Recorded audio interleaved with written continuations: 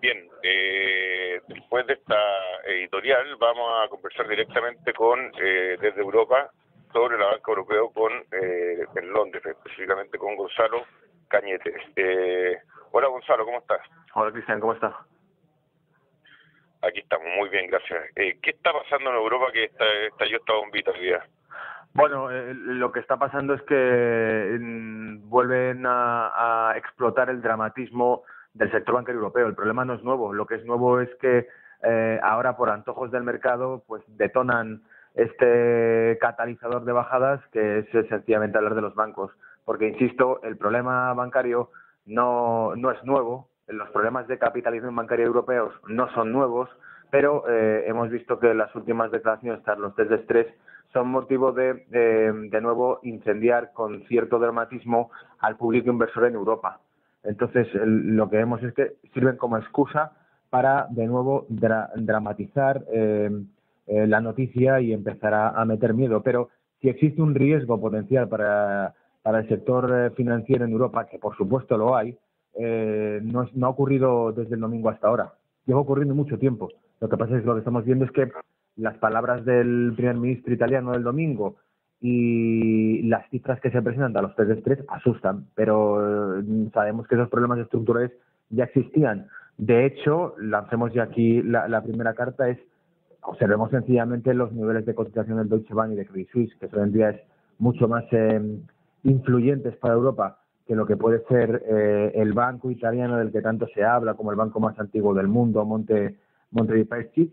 Lo que vemos es que esto es anecdótico, pero realmente lo preocupante es que, por ejemplo, el Deutsche Bank o Credit Suisse estén cotizando por niveles inferiores a los que cotizaban posteriores a la crisis de 2009. Es decir, con el crack que tuvimos de 2008 a 2009 no habían caído tanto y, sin embargo, ahora están cotizando por debajo de aquellos niveles. Eso es lo preocupante. Lo preocupante es que la exposición de derivados del Deutsche Bank prácticamente iguale las cifras de PIB mundial y que, en cambio, los niveles de capitalización apenas lleguen al 3% sobre esas cifras de exposición a derivados que tiene Deutsche Bank. Lo preocupante es que Deutsche Bank sea un castillo de naipes, en definitiva, dentro del sector financiero europeo y, por supuesto, a nivel mundial, porque no lo digo yo, lo dijo George Soros en palabras suyas, el sector bancario europeo, si realmente se introduce en una espiral de crisis como la que ya en 2012 se dio bocado, hasta que hubo una intervención del Banco Central Europeo, estábamos en caída libre prácticamente y se anunciaba casi por desconto una quiebra de estados en Italia, en España. Pero Soros dijo que sería un agujero negro que podría destruir el modelo de vida actual. Literalmente hablando, ¿por qué? Porque es una cuestión estructural. Sabemos que el dinero como tal está en riesgo. El sistema financiero, por definición, ya detonó ciertas características de insolvencia, no de ahora. Se podría remontar hasta 1998, incluso con la quiebra del LTCM. Las crisis financieras que se han producido en las últimas décadas se traducen en que hay que fabricar más dinero nuevo para tapar un agujero de una deuda que no existe. Pues, ¿qué tan creíble son estos la banca? Pues se ha puesto sobre la polémica la credibilidad de ellos y que podrían incluso ser más bancos los que estuvieran en una situación peor. Sí, fíjese que incluso aquí hay una característica muy concreta. En ocasiones, no solamente el propio resultado de los test de estrés, voy a decir algo que puede ser incluso polémico. La propia regulación europea, los test de estrés e incluso los análisis presentados por casas de riesgos pueden, cuidado, estar muy influenciados por competidores bancarios de los bancos que están en el punto de mira. Digo en concreto a qué me estoy refiriendo. Si, por ejemplo, los test de estrés o los cambios regulatorios que se produjeron en Europa a finales ya de 2015, que los comenté en algún artículo en verano de 2015, sobre el impedimento que se quiere introducir en Europa ante posibles nuevas crisis de liquidez en bancos, impedir los bailouts y los rescates bancarios por regulación, cuidado, porque entonces lo que estamos viendo es que hay un perjudicado muy concreto, que son determinados bancos, que además son los que se colocan en el punto de mira. Si nos fijamos en las caídas de Europa, de hoy, por ejemplo, y de ayer, a los que afectan principalmente es a bancos periféricos de Europa, es a Unicrédito, es Intesa San Paolo, es Santander, ese Bank of Ireland, Irlanda incluso, que parecía lejos ya de las crisis periféricas europeas, vuelve a entrar dentro del saco en la crisis bancaria. Luego, cada vez que se producen incertidumbres o riesgos de liquidez para bancos en la Europa periférica, el dinero circula por completo hacia el centro de Europa, que es hacia Alemania, que es la que mantiene tasas de interés negativas. Solo que ahora incluso Alemania se ve también salpicada por los datos de Commerzbank, por los datos de Deutsche Bank, que preocupan bastante más porque hablamos de los pilares fundamentales del sistema financiero, del primer principal pulmón de Europa, que es Alemania. Pero lo que quiero decir con esto es que muchas veces los análisis que estamos recibiendo y las advertencias de riesgo que se presentan las están haciendo competidores de esos mismos bancos, no hay que olvidarlo, porque tienen cierta influencia en esto. Wells Fargo hablaba, por ejemplo, de que el 15% del crédito bancario italiano está en riesgo. Bueno, esta cifra de dónde la saca, cómo hace esa estimación, pero no hay que olvidar que Wells Fargo es una entidad norteamericana, una entidad financiera norteamericana. Luego, obviamente, cuanto más dramático pueda sonar el negocio de nuestros competidores, cuanto más incertidumbre, porque no hay que olvidar que el mercado es el 100% bueno, digamos un 100%, pero en muy alto porcentaje psicológico. Luego, cuanto más rumores podamos sembrar, más incertidumbre o más dramatismo sobre el sector financiero europeo, obviamente va a haber ciertos beneficiados dentro de eso. Lo que hay que buscar es quiénes son... ¿Sí? ¿Lo ves una guerra sucia aquí entre distintos actores y sembrando más dudas de las que corresponden? Sí, pero no es nueva, siempre la ha habido. Es decir, esto es algo que está ya implícito en la historia económica. Nos ponemos a plantear cómo se van cambiando las normativas, las regulaciones, las familias influyentes, las entidades financieras, incluso le diría hasta la financiación del propio fracking. Es algo que es un modelo que no es solvente con la cotización que está teniendo el crudo ahora mismo, con la caída del petróleo. Ya no lo era antes de la caída del crudo. Muchas entidades de energéticas, muchas empresas del sector energético que producían fracking no eran rentables con un crudo en 80 o en $100 barril, y lo financiaron los bancos. ¿Por qué se sigue explotando ese sector? Pues bueno, principalmente para que muchas veces son los bancos los que no pueden perder. Planteo otro cambio de prisma. Hay una guerra sucia, pero no es ni siquiera entre entidades financieras, que también, por supuesto, sino en sí es una guerra sucia que existe diría que entre incluso la propia ciudadanía y un sector o una élite que está ya enferma de por sí. Estructuralmente hablando es inviable o es insostenible porque es insolvente.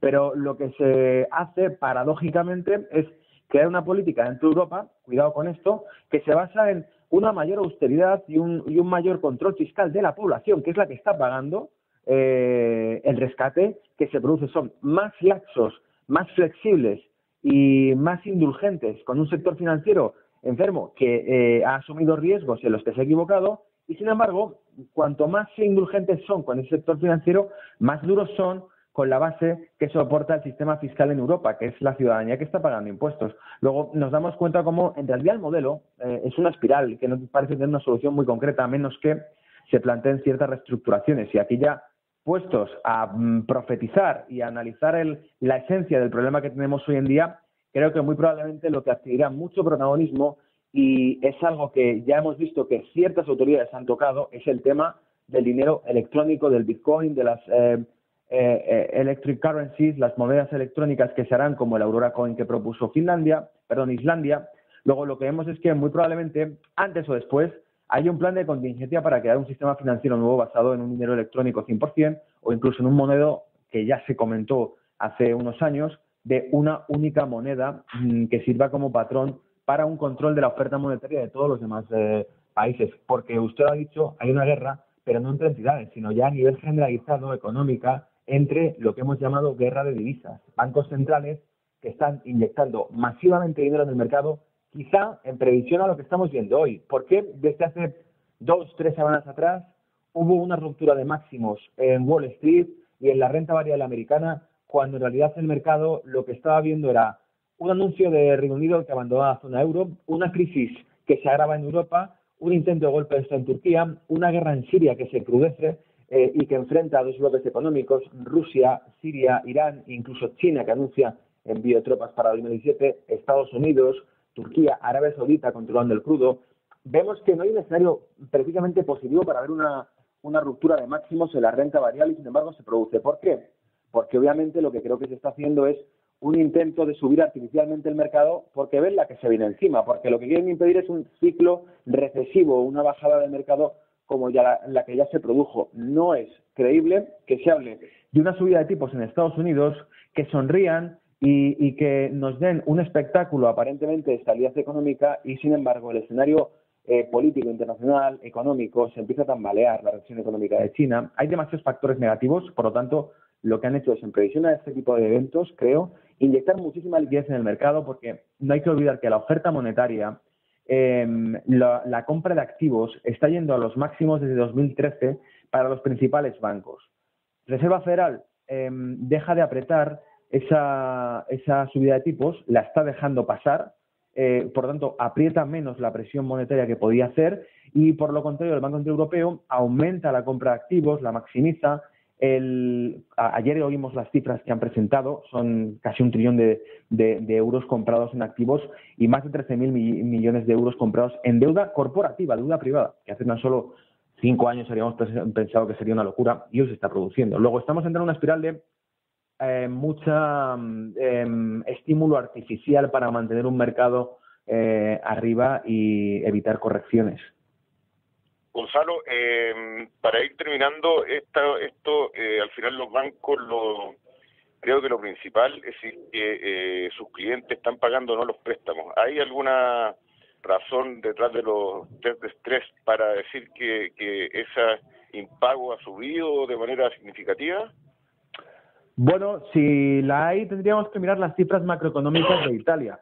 Y efectivamente tiene una tasa de deflación. La deflación lo que nos está indicando en Italia es que hay poca actividad económica o que desde luego el consumo no está precisamente activándose. Nos da una cifra de paro del 0,6%, últimos datos de Italia. Nos habla de una deuda del 132,7% sobre el Producto Interior Bruto y solamente hablamos de la deuda pública italiana. Luego, los problemas estructurales de Italia no se han resuelto. No es una economía sana. No me sorprendería, desde luego, y no entro más allá, pero podríamos investigarlo perfectamente, los ratios de propiedad inmobiliaria, el índice de propiedad inmobiliaria en Italia, ver si la compra de vivienda se incrementa o disminuye, porque es un indicador clave del nivel de inversión que puede existir en Italia y sobre todo del crédito bancario.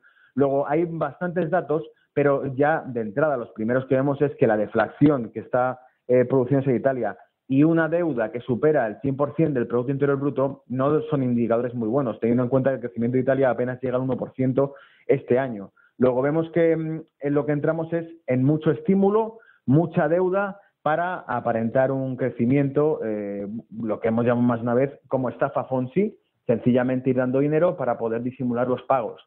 Entonces, los resultados que tenemos hoy en los activos no sabemos si corresponden a la realidad o corresponden sencillamente a un mantenimiento artificial de ese mismo mercado de activos.